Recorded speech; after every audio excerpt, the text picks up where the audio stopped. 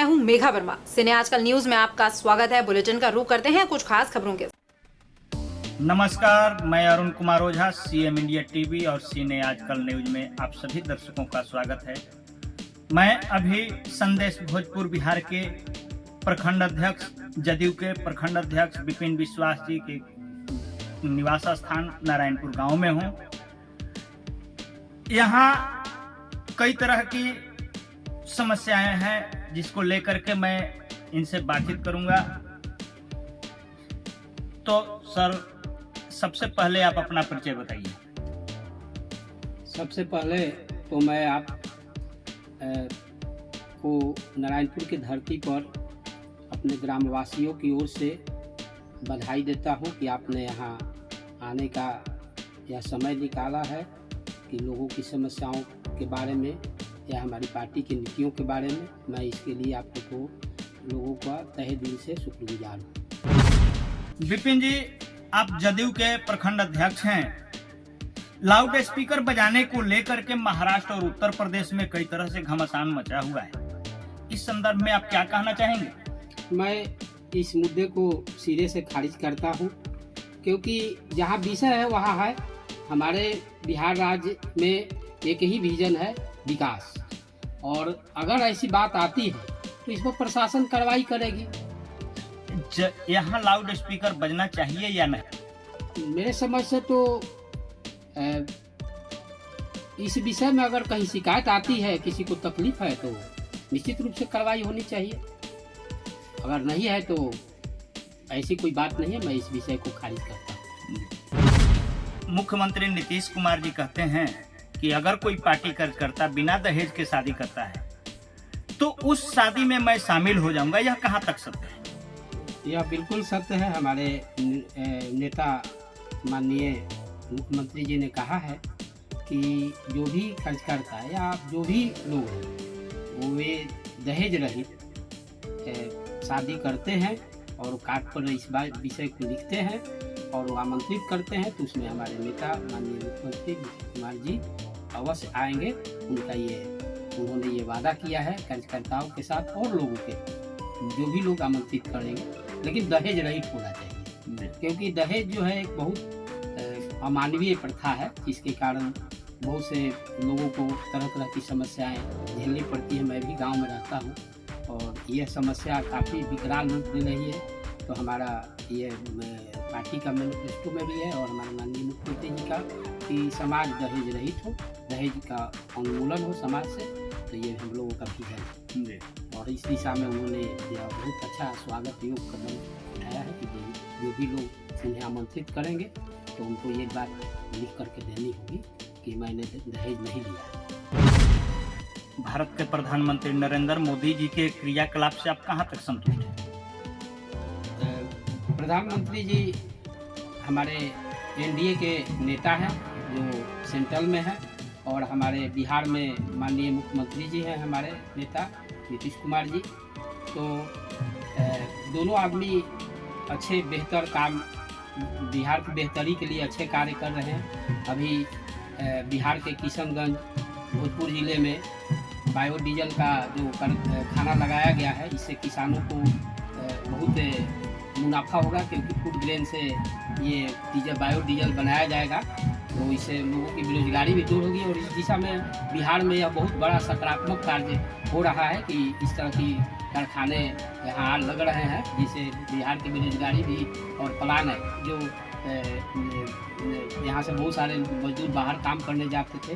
तो कोरोना काल में बहुत सारा बिहार के अररिया में और ये कटिहार क्षेत्र में बहुत सारे कारखाने लगे हैं, टेक्सटाइल के मिल लगे हैं, जिससे बहुत सारे लोगों को रोजगार मिल रहा है। बिहार के बेहतरी के लिए बहुत अच्छा कार्य हो रहा है और लोगों को इससे समृद्धि होगी बिहार में, ये निश्चित रूप से होगा।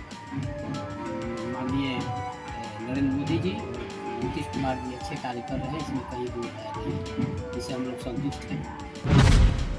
अतिक्रमण हटाने को लेकर के उत्तर प्रदेश में मुख्यमंत्री आदित्यनाथ योगी जी बुलडोजर चलवा रहे हैं, तो क्या बिहार में ऐसा होना चाहिए कि नहीं? बिहार में तो पहले ही से ऐसा हो रहा है कि जो भी अतिक्रमण किया हुआ ज़मीन है उसको सरकार वहाँ से लोगों को दूसरी जगह शिफ्ट कर रही है।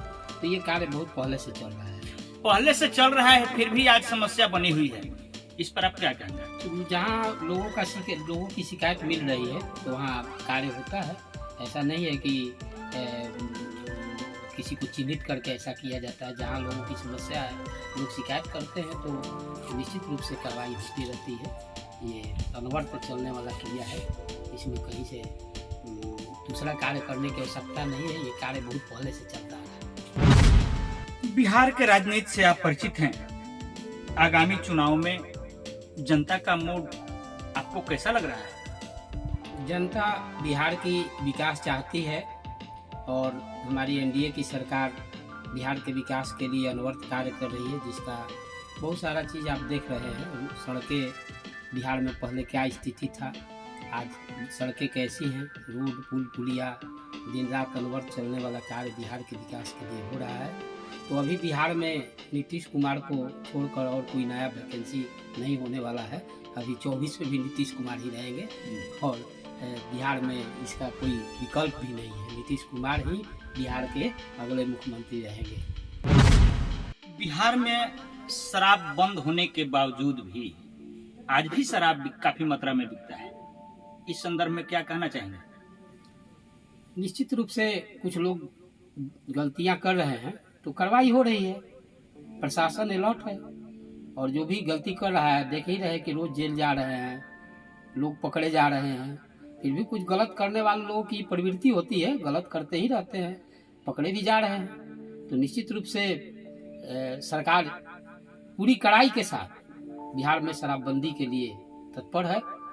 देखिए ड्रोन कैमरे के माध्यम से लोग पकड़े जा रहे हैं। आप लोग प्रतिदिन न्यूज देखते ही होंगे कि पकड़े जा रहे हैं। जो गलती करेंगे वो नपेंगे, इसमें कोई दो राय नहीं। जैसा कि सुनने में आ रहा है कि पीएम और सीएम आवास में भी धांधली होता है, इस संदर्भ में आप क्या कहना चाहेंगे?